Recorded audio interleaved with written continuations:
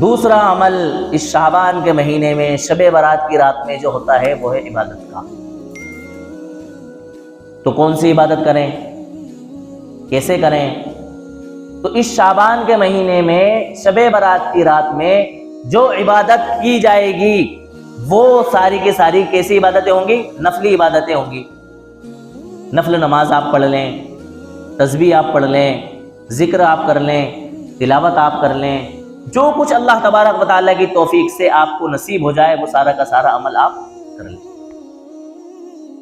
ابھی کچھ دنوں پہلے ایک دور چلا تھا کہ اس رات کے اندر نفل نمازوں کی جماعتیں ہو رہی ہیں۔ نفل نماز کو جیسے فرض نماز بجماعت ادا کی جاتی ہے، اسی طرح سے شب برات کے اندر نفل نماز بجماعت ادا کی جا رہی ہے۔ صلاۃ التسبیح کی نماز جماعت یہ صلاۃ التسبیح کی جو نماز ہے اس نماز کو جماعت کے ساتھ ادا کیا جا رہا ہے۔ کس لیے؟ کہ بھئی سارے لوگ اکٹھے ہو گئے، چلو جماعت کے ساتھ کیا کر لیں گے؟ نماز ادا کر لیں گے۔ میرے عزیزوں، قرآن اور حدیث میں صحابہ کے آثار سے، تابعین، تبع تابعین کے عمل سے، خیر القرون کے عمل سے ہمیں کہیں بھی نفل نمازوں کو بجماعت پڑھنے کا ثبوت نہیں ملتا ہے۔ نفل نماز میں جماعت ہے ہی نہیں، جماعت صرف فرض نمازوں کے لیے ہے، اور فرض جو ہیں وہ اللہ تبارک و تعالیٰ کے دین کے شعار ہیں، دین کی علامت ہے۔ اللہ تبارک و تعالیٰ نے سارے لوگوں کو فرض نمازوں کی جماعت کا پابند بنا کر کے اللہ تبارک و تعالیٰ نے اپنے دین کے شعار کا اظہار کرایا ہے۔ بھئی کوئی انسان اگر یہ کہے کہ میں مسجد میں جماعت سے نماز پڑھنے کے لیے جاتا ہوں تو بہت سارے لوگ میرے کو جاتا ہوا دیکھتے ہیں، جس کی وجہ سے میری طرف سے دکھاوا ہو جاتا ہے، نہ چاہتے ہوئے بھی ریا ہو جاتا ہے۔ لہٰذا میں جماعت سے نماز پڑھنے مسجد کے اندر نہیں جاؤں گا، بلکہ میں چھپ چھپا کر کے تاکہ مجھے کوئی نہ دیکھے، صرف اللہ تبارک و تعالیٰ دیکھے، فرض نماز میں اپنے گھر کے اندر پڑھوں گا۔ تو بتاؤ اس کو ثواب ملے گا؟ نہیں ملے گا۔ کیوں نہیں ملے گا؟ اس لیے کہ فرض نماز کو جماعت کے ساتھ پڑھنے کا حکم کس نے دیا؟ اللہ تبارک و تعالیٰ نے دیا۔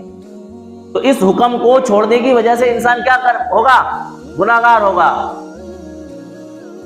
اگر آپ یہ چاہتے ہو کہ آپ کا عمل کوئی نہ دیکھے، کسی کو پتہ نہ چلے کہ آپ کتنی عبادت اللہ تبارک و تعالیٰ کی کرتے ہو، تو اللہ تبارک و تعالیٰ نے نفلی نمازوں کی صورت میں آپ کے لیے موقع فراہم کیا ہے کہ آپ نفل نمازیں اپنے گھروں پر کیا کریں؟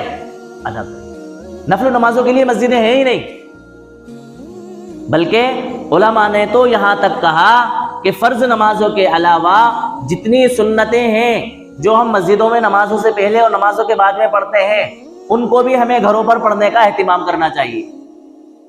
لیکن ہمارے ساتھ المیہ یہ ہے کہ ہم اتنے سست، اتنے مٹھے ہو گئے ہیں کہ اگر ہم ان آگے پیچھے کی سنتوں کو جو کہ فرض نمازوں سے پہلے ہیں، اگر ہم مسجد کی بجائے گھر میں پڑھنے کی کوشش کریں تو ہم گھر میں نہیں پڑھ پائیں گے، بلکہ اپنے کام دھندوں میں مشغول ہو جائیں گے اور وہ ہماری نفلی نمازیں اور سنتیں چھوٹ جائیں گی۔ تو علماء نے رعایت کی کہ بھئی فرض نمازوں کے پہلے اور بعد کی جو سنتیں اور نفلیں ہیں ان کو آپ گھر میں نہ پڑھنے سے بہتر یہ ہے کہ آپ مسجد میں ہی پڑھ لیں۔ لیکن دیگر جو دوسری نفلیں ہیں، تہجد کی نماز ہے، اشراق کی نماز ہے، چاشت کی نماز ہے، اوابین کی نماز ہے، یا اور کوئی ایک خاص موقع آپ کے لیے عبادت کا، شب برات کی صورت میں، شب قدر کی صورت میں، یا عید اور بقرعید کی جو راتیں ہوتی ہیں ان کی صورت میں آپ کو ملا ہوا ہے، تو آپ ان نفلی نمازوں کو اور ان عبادتوں کو کہاں پر انجام دے لو؟ گھر میں انجام دے لو۔ کیوں بھیا؟ لوگ اعتراض کرتے ہیں کہ یار یہ تو کوئی باتیں سمجھ میں نہیں، گھر میں کوئی من لگے گا عبادت کرنے کا؟ کیسی نئی نئی باتیں بتا رہا ہوں۔ انسان مسجد میں آئے گا، سارے لوگ ہوں گے، ماحول بنے گا تو انسان کا عبادت کرنے کا من لگے گا۔ گھر میں تنہا اکیلے ہم نماز پڑھیں گے، عبادت کریں گے، کتنی دیر عبادت کریں گے؟ تھوڑی بہت دیر میں نیند آ جائے گی۔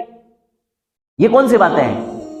یقین جانیں اللہ تبارک و تعالیٰ کے وہاں گھنٹے شمار نہیں ہوتے ہیں، اللہ تبارک و تعالیٰ کے وہاں تو عبادت کا وزن شمار ہوتا ہے۔ رہے ہو وہ کس ڈھنگ اور کس اندازے سے کر رہے ہو، اگر آپ اس ڈھنگ اور اندازے سے کر رہے ہو جو اللہ اور اس کے رسول نے بتلایا ہے تو وہ عمل اگرچہ آپ کا تھوڑا ہے، اللہ تبارک و تعالیٰ کے قابل ہے۔ اور اگر آپ کوئی عمل بہت زیادہ کثیر تعداد میں آپ انجام دے رہے ہو لیکن وہ عمل آپ کا اللہ اور اس کے رسول کے بتائے ہوئے طریقے کے مطابق نہیں ہے تو وہ عمل آپ کا مردود ہے، قابل قبول نہیں ہے، اس پر آپ کو کوئی ثواب نہیں ملے گا۔ ڈاکٹر عبدالحی رحمۃ اللہ علیہ فرماتے ہیں کہ ہم لوگ جب سجدے کے اندر جاتے ہیں تو مشین کی طرح بلا اختیار ہماری زبان پر جاری ہو جاتا ہے سبحان ربی الاعلیٰ، سبحان ربی الاعلیٰ، سبحان ربی۔ حضرت فرماتے ہیں کہ ایک مرتبہ اگر ہم اخلاص کے ساتھ سبحان ربی الاعلیٰ پڑھ لیں تو ہمارا بیڑا کیا ہو جائے گا؟ پار ہو جائے گا۔ لیکن وہ ہمارا رٹا رٹایا زبان کے اوپر جاری ہو جاتا ہے اور ہم کیا کر لیتے ہیں؟ پڑھ لیتے ہیں۔ تو اللہ کے رسول صلی اللہ علیہ وسلم کی تعلیم عبادات کے سلسلے میں یہ ہے کہ اگر آپ قرآن کریم پڑھ رہے ہیں اور قرآن کریم پڑھتے پڑھتے آپ کو نیند آنے لگے تو آپ قرآن کریم بند کر کے کیا کر لو؟ آرام کر لو، سو جاؤ۔ پھر اٹھ کر کے واپس سے آپ وضو بنا کے تلاوت شروع کر دو۔ کیوں فرمایا؟ اس لیے فرمایا کہ آپ کو نیند آ رہی ہے، ہو سکتا ہے نیند کی حالت میں آپ کچھ کا کچھ پڑھ دو تو قرآن کریم غلط پڑھنے کی وجہ سے آپ کیا ہو جاؤ؟ گناہگار ہو جاؤ۔ اس سے بچنے کے لیے بہتر یہ ہے کہ آپ آرام کر لو، جب آپ کو آپ کی نیند پوری ہو جائے اس کے بعد اٹھ کر کے پھر سے قرآن کریم آپ پڑھ لو۔ اس کے ذریعے ہمیں تعلیم یہ دی کہ بشاشت کے ساتھ جتنا عمل ہم کر سکتے ہیں، چاہے وہ عمل تھوڑا ہو لیکن صحیح طریقے پر ہو تو ہم اس کام کو انجام دے لیں، لیکن بغیر بشاشت کے اگر ہم پوری رات جاگ رہے ہیں، وہ سنتی طریقے پر نہیں ہے، تو ایسا جاگنا ہمارا کیا ہے؟ بیکار ہے۔ تو شب برات میں عام طور سے یہ ہوتا ہے کہ بھئی رات جاگنے کی ہے، آج جاگنے کی رات ہے، تو ہم اس جاگنے کی رات میں عبادت کی بجائے گپ شپ میں اپنی رات کو گزار دیتے ہیں کہ بھئی چند لوگ یہاں بیٹھے ہیں باتیں چل رہی ہیں، چند لوگ وہاں بیٹھے ہیں باتیں چل رہی ہیں، چند لوگ یہاں گھوم رہے ہیں، چند لوگ وہاں گھوم رہے ہیں، اور ساری رات ایسے ہی ہم گزار دیتے ہیں۔ کہاں گئے تھے؟ کہیں نہیں۔ کیا لائے؟ کچھ نہیں۔ یہ حال ہو جاتا ہے۔ لہٰذا اس شب برات کی رات میں مسجدوں میں اکٹھا ہونے کی بجائے ہم تنہا اللہ تبارک و تعالیٰ کے دربار میں اپنے گھروں میں جو کچھ ہمیں توفیق عبادت کی تھوڑی بہت ہو جائے اللہ تعالیٰ کے سامنے پیش ہو جائے اور حاضر ہو جائے۔ اللہ تعالیٰ نے اس شب برات کی صورت میں نفل نماز ہمیں دے کر کے، کوئی سی بھی نفل نماز ہو، کوئی سا بھی موقع ہو، فرض نمازوں کے علاوہ نفل نمازیں دے کر کے اللہ تعالیٰ نے تنہائی میں اپنے سے ملنے کا چانس اور موقع ہمیں دیا ہے۔ بھئی ہر بادشاہ کے دو دربار ہوتے ہیں، ایک دربار عام اور ایک دربار خاص۔ فرض نمازوں کے لیے اللہ تبارک و تعالیٰ نے دربار عام لگایا کہ سارے لوگ آؤ اور اس کے اندر جو ہے نا سارے لوگ مل کر کے نماز پڑھو، ہمارے دربار میں آؤ۔ یہ اللہ تعالیٰ کا دربار عام ہے۔ اور ایک ہوتا ہے دربار خاص کہ بھئی خاص لوگ ہم سے پرسنل ملاقات کریں گے۔ تو نفل نمازوں کی صورت میں اللہ تبارک و تعالیٰ نے ہمیں دربار خاص میں جانے کا موقع دیا ہے کہ تنہائی میں آپ ہمارے پاس میں آؤ، ہم سے ملو۔ اب ہم اپنی عقل کی بنیاد پر کہ بھئی تنہائی میں تو نیند آئے گی، اکیلے رہیں گے تو عبادت میں من نہیں لگے گا، ہم نے اور 2-4-10 لوگوں کو اکٹھا کر لیا اور مسجد میں آ گئے، تو ہم اللہ تبارک و تعالیٰ کی طرف سے جو تحفہ ہمیں دربار خاص کی صورت میں ملا تھا ہم اس کی کیا کر رہے ہیں؟ ناقدری کر رہے ہیں۔ بھئی ایک بادشاہ نے ہمیں بلایا کہ تم پرسنلی 9 بجے مجھ سے ملاقات کرنا تنہائی میں، سب کے سامنے بول دیا۔ اب اس انسان کو کیا چاہیے تھا کہ اکیلے جائے اور اس بادشاہ سے ملے، کیا پتا کیا بات ہے، کیا دینا چاہتے ہیں، کیا مشورہ لینا چاہتے ہیں۔ اس انسان نے 8-10 لوگوں کو اکٹھا کیا کہ بھئی بادشاہ کی طرف سے، پی ایم صاحب کی طرف سے، سی ایم صاحب کی طرف سے مجھے بلایا، چلو تم لوگ بھی میرے ساتھ چلو۔ تو بتاؤ جو بادشاہ صاحب کی طرف سے اس کو پرسنل ملاقات کا موقع ملا تھا، اس نے اس موقع کی قدر کی کہ ناقدری کی؟ بتاؤ آپ حضرات، ناقدری کی نا۔ تو اسی طرح سے اگر نفل نمازیں ہم مسجد میں اکٹھا ہو کر کے ادا کر رہے ہیں یا جماعت سے ادا کر رہے ہیں، جو کہ جائز نہیں ہے، یہ سارے لوگ جماوڑا اکٹھا کر کے ہم عبادت کے اندر مشغول ہیں، تو ہم اللہ تبارک و تعالیٰ کی طرف سے ملے ہوئے دربار خاص کی قدر کر رہے ہیں کہ ناقدری کر رہے ہیں؟